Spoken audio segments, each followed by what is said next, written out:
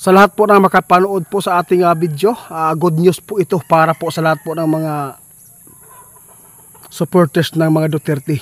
Dito po ngayon guys, malalaman ninyo. Merong informasyon si kaibigan kung ano po ang kalagayan ni Tatay Digong. Iiyak. Merong iiyak po ng mga kalaban po ng mga Duterte kapag si Tatay ay makakalaya na doon sa Netherlands. Kaya panoorin po ninyo ang ipinapaabot ng ating kaibigan, yung impormasyon na sinasabi po niya na good news. Kaibigan, ano po pa talaga ang good news dito na sinasabi po ninyo? Naku po guys, good news nga. Sige kaibigan, papatuloy mo. Yes, yun ang sinasabi guys. Meron na pong nakita ang ating kaibigan guys, si Tatay Digong. Talagang hindi po tatablan po ng kasong ito, no? Nakita po talaga ng ating kaibigan na mayroong impormasyon. Mayroong medyo maganda ang pagbabago. Hindi lang medyo guys. Nakita ni kaibigan na makakalaya na si Tatay at nakikita din po niya na yung mga kalaban manginginig na sa takot. Magsisisi silang lahat sa kanilang ginagawa po kay Tatay Digong. Yun po ang nakita ng ating kaibigan. Bakit po niyo nasabi kaibigan na magsisisi po yung mga kumakalaban kay Tatay? Naku po, unti-unting nagkakaalaman, nagkabukingan na guys, sabi ng ating kaibigan. Hindi po talaga maganda po ang desisyon po ng ating bansa na pinapakialaman po ng ICC yung kaso ni Tatay, na dapat naman po sana na yung taga dito sa atin po yung ng batas, no? Yun ang magpapatupad sana, hindi po yung ibang bansa. Ngayon, ang problema dito, parang naku po kaibigan, totoo kaya ito kaibigan? Alanganin yun di guys, ang mga kalaban niya karon. Maraming natatakot paglabas ni Tatay dito. Hindi po natin alam ito guys kung ano po ang mangyayari din.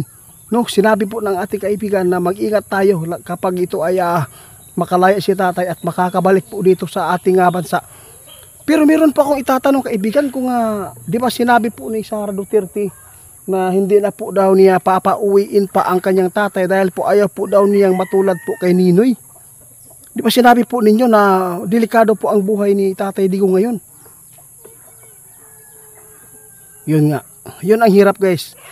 Si Tatay Digong, abangan na lang po ninyo Hindi po siya magpapapigil.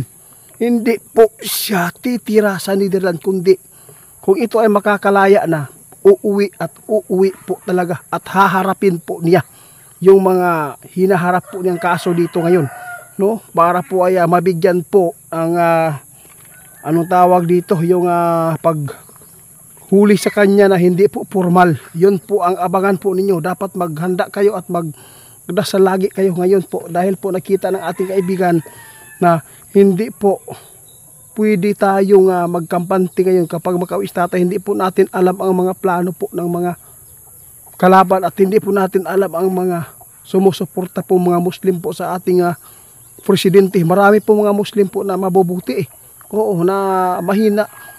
Hindi mahina kundi ang kagustuhan po nila na isa pa-Diyos po nila, no? Ipasa-Diyos po nila yung kaso po na hinaharap ni Tatay. Kaya po tayo, na antig po ang mga tao na mayroon pong ganito na nagpapaabot na inidaan po nila sa dasal at saka sa Panginoon yung problema po dito sa ating bansa. Yun po ang pinakamaganda sa totoo lang. Kaya kaibigan, final na po talaga ito. Nakita po ninyo na unti-unting humihina po ang kaso. Dahil sa paktay na. Ito po yung maganda dito guys. Humihina na po talaga ang kaso. Ito po yung sinasabi ng ating kaibigan. Kapag makauwi si Tatay Digong dito guys, aabangan na lang po natin kung ano po ang resulta. Dalawa lang po yan ang pwedeng maipaabot namin. Ito po yung sabi ng ating kaibigan. Ano po yung kaibigan? Peaceful o kaguluhan? Yun po ang sabi ng ating kaibigan. Dapat po ano kayo, maghanda po tayo sa pagbabalik ni tatay, no? Kasi po hindi po natin alam ito kasi po si tatay Digong talaga ay kahit po sinasabihan na po siya ng kanyang anak na si Vice President ay hindi po talaga magpapapigil at uuwi po siya dito. Handa po siyang mamatay dito sa ating bansa para lang harapin po ang kasong hinaharap niya ngayon. Abangan na lang po natin guys, marami pong matay, no? Daghan yung kayo na hadlok ani. Pag muuli na si Tatay Digong, wa sila kabalo kung asa sila kuhaon. Kaya nakita ni kaibigan karon na dili gyud maayo ang pagkahuli ni tatay nga man gipapakialaman pa man gyud nila sa laing nasod nga kaya ra maunta nato naman tay batas dire nagpakaulaw ra man taon ning atuwa diri Ha? Oo nga, tama po kayo kaibigan. Yan po ang pinakabaganda dito na ipinapaabot po ninyo. Ano po? Abangan na lang po natin guys ha. Grabe, ang dami po talaga sumusuporta kay tatay kahit nasa Netherlands po siya. Marami po talagang humahanga sa kanya at marami po sumusuporta na ito ay makakalaya na. Abangan na lang po natin ang kasunod po nitong mga impormasyon na ipapaabot ng ating kaibigan. Kaya dapat po talaga maganda tayo sa pagbabalik ni tatay kasi hindi po siya papipigil ngayon. Uuwi po siya talaga dito sa ating bansa. Kaya sana po ay wala po mangyaring kaguluhan. Sana po ay hindi po siya matulad sa kinatatakutan po ng kanyang anak na si Vice President na sinasabi po niya sa social media na ayaw po daw niyang matulad kay Ninoy Aquino. Ibig sabihin nito, marami talaga yung nagbabanta sa buhay nila. At totoo po yung sinasabi ng ating kaibigan.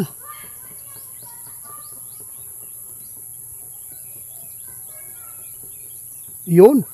Tama po yung kaibigan. Dapat po, kapag makauwi si tatay, ang maganda po doon, dapat po talaga na maraming mga tao na mag-alalay po doon para po ay maingatan po ang kanyang buhay. Kasi po hindi po natin alam. Kasi sinabi ng ating kaibigan, baka po mayroong magrumintado na mga kalaban po ni tatay. Dahil po sa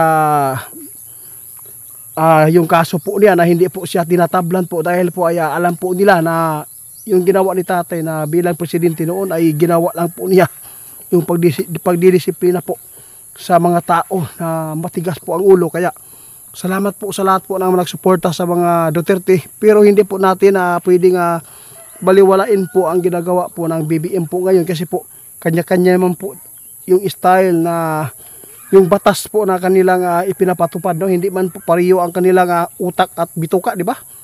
Yun po ang totoo, di ba kaibigan? Kaya hindi po talaga natin po na marindahan ba ang ato ang presidente karon kung unsa man, labi na kay mayroon pong mga tao na nakapaligid sa kanya na hindi po maganda. Walang puso.